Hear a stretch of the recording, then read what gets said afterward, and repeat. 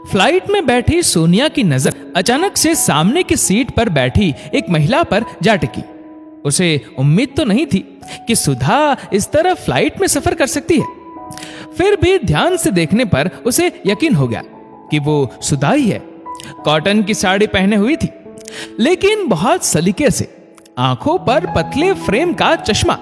सोनिया ने अपनी डिजाइनर साड़ी के पल्लू को थोड़ा फैलाते हुए मन ही मन में कहा, अभी भी वैसी ही है जैसे कॉलेज में थी, बहनची टाइप। चलिए कुछ साल पहले की सोनिया और सुधा से भी मिल लेते हैं। सुधा एक गरीब परिवार से थी, पढ़ने में बहुत होशियार थी, लेकिन पहनावे और संजीदा स्वभाव के कारण सोनिया और कॉलेज की बाकी लड़कियां उससे दूर रहती थी। दबी छिपी आवाज में उसका मजाक भी काफी उड़ाया जाता था, लेकिन सुधा इन सब बातों को नजरअंदाज करके सिर्फ अपनी पढ़ाई पर ध्यान देती थी। वहीं सोनिया स्मार्ट, सुंदर और बड़े घराने की थी। उसे अपनी खूबसूरती का काफी घमंड था। अपने आगे उसे कॉलेज की बाकी लड़कियां तुच्छ लगती थी। ये तो पहले की बात थी। अब वापस कहानी के वर्तमान में आते हैं। इतने में ही सुधा की नजरें भी उससे मिल गई। वो भी हौले से मुस्कुरा दी, जैसे पहली नजर में ही सोनिया को पहचान गई हो।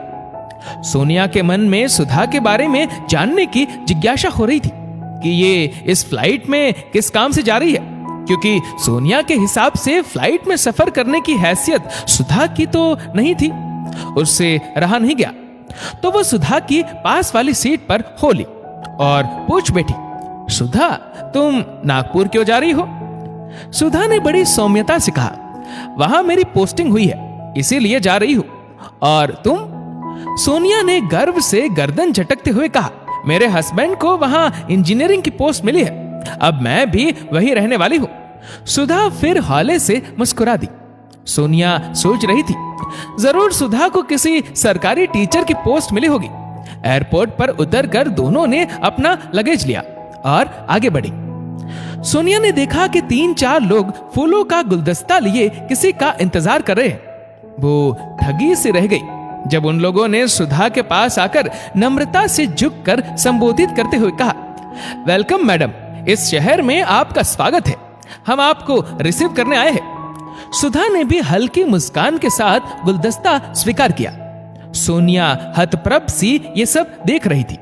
उसे अपनी आंखों पर यकीन नहीं हो रहा था कि वो सिंपल सी लड़की सुधा, जो किसी से बात करने में भी हिचकती थी, उसे इतना सम्मान किस चीज के लिए दिया जा रहा है? सुधा ने पलटकर सोनिया की तरफ देखा और बोली, सोनिया, मैं इस जिले की नई IAS नियुक्त हुई हूं, कभी समय निकाल कर आना ऑफिस में। हाँ जरूर, हकलाते हुए सोनिया बोली। एक गार्ड ने भागकर थोड़ी दूर पर खड़ी लाल बत्ती की गाड़ी का दरवाजा खोला और सुधा जाकर उसमें बैठ गई। खिड़की से उसने अपना हाथ हिलाते हुए सोनिया को बाय बाय कहा और गाड़ी अपने गंतव्य की ओर दौड़ गई। सोनिया सुधा के जाने के बाद भी अपना हाथ हिलाती रह गई। जब थोड़ी देर बाद उसकी तंद्रा भंग हुई तो वो भी टैक्सी की ओर बढ़ गई। आज उसका घमंड रूपी रेत से बना महल भर भरा कर नीचे गिर रहा था। आज उसे समझ आ गया था कि किसी की हैसियत बदलते देर नहीं लगती। शक्ल और पहनावे के हिसाब से किसी का आंकलन करना एक तरह का पाप ही है।